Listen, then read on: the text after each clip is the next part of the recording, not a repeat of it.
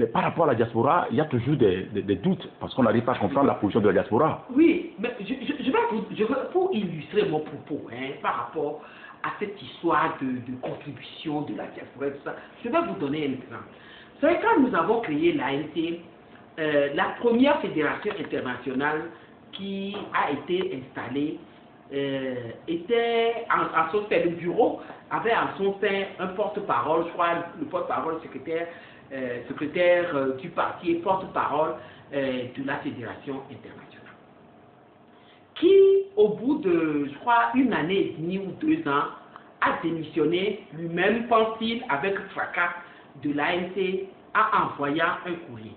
Et dans ce courrier, il écrit que après un militantisme mitigé, le secrétaire général, qui écrit ça? Qui écrit ça? Après un militantisme mitigé de 18 mois à l'ANC, il préfère démissionner et autres et tout ça de l'ANC parce que les comptes ne sont pas faits, etc. Et tout ça, et une série de récriminations et autres.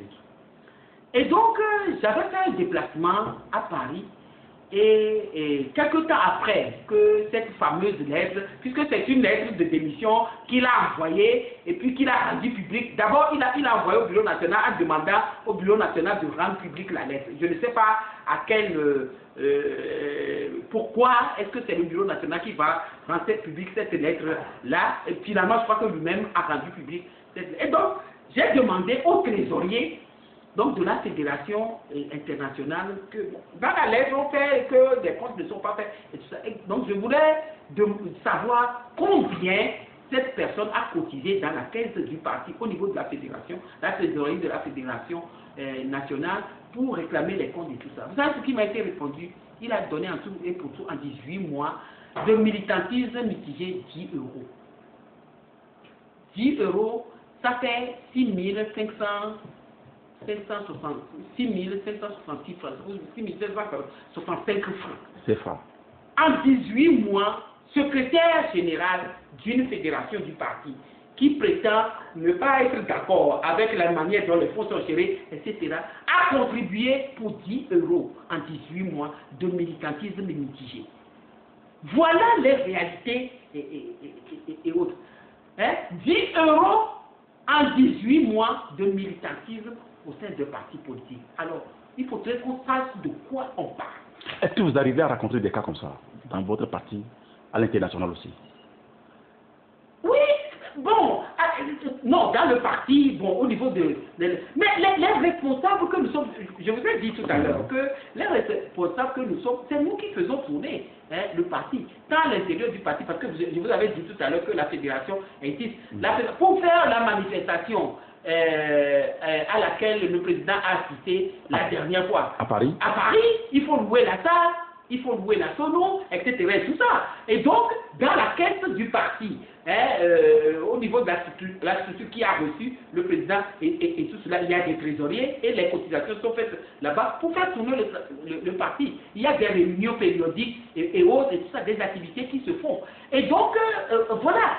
C'est-à-dire, je vous ai donné cet exemple-là pour vous dire que, en réalité, on a l'habitude de dire chez nous que celui qui tait les pagnes, les pagnes, tout ça, les artisans, les artisans qui taillent les pagnes, tout ça, vous savez, ils ont les mains, parce que les colorants et autres là, font que leurs mains sont noires.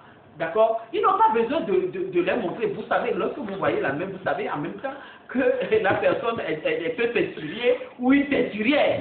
Donc, tout ça là pour vous dire que mais ceux qui font le travail, je veux dire, matériellement et financièrement, le savent. Et ce n'est pas obligation qu'ils le font, ils le font et tout.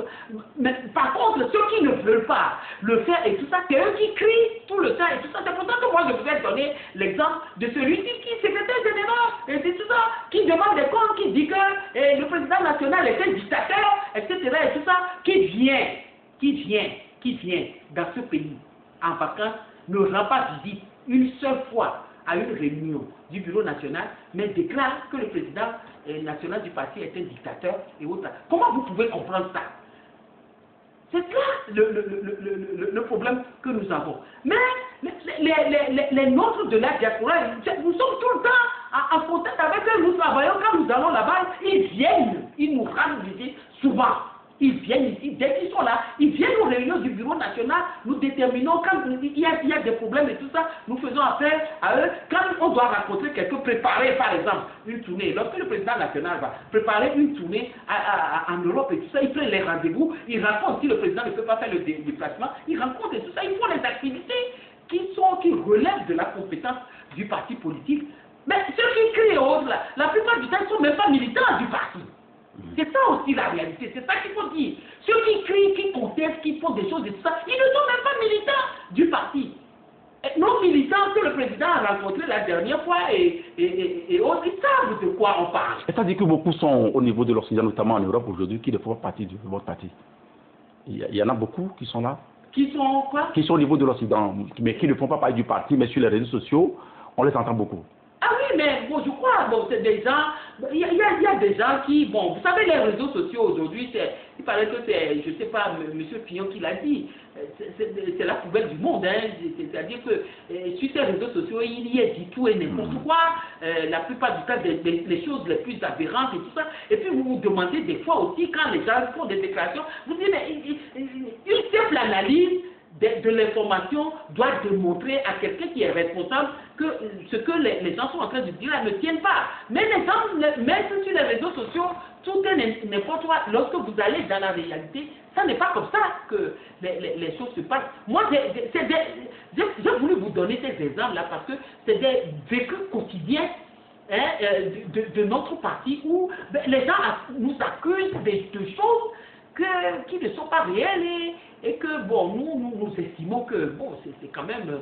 et je remarque que certains Togolais s'adonnent précisément à cela, peut-être pour détourner l'attention de la population de l'objectif et autres. Bon, et moi je ne suis pas d'accord aussi quand les gens accusent le pouvoir en place. Parce que les gens disent, c'est le pouvoir en place mais le pouvoir en place, lui, astuce politique, entre guillemets, peut lancer sur les médias, dans l'opinion publique, des informations fausses, des manipulations, des choses et tout. Mais les personnes qui reçoivent ces informations-là, c'est à ces personnes-là de faire l'analyse de l'information qui est donnée et de savoir si il y a de la logique dans ce qu'on est en train de dire ou il n'y a pas de la logique et de tirer les conclusions qui s'imposent face à cette information-là. Alors moi je ne comprends pas.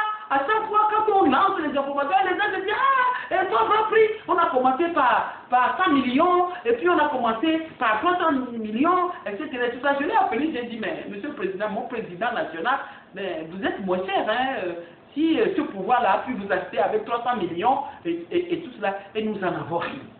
Parce qu'il faut mieux en rire. Donc il faut que les Togolais arrêtent ces genres de commérage, parce que c'est des commérages. Ces genres de commérage et tout ça, qui ne tiennent pas la route et tout le reste, qu'ils comprennent que face à ce régime, nous devons de nous discipliner. De nous discipliner et de savoir aller à l'essentiel en laissant de côté les petites histoires sordides qui ne nous honorent pas. Merci beaucoup.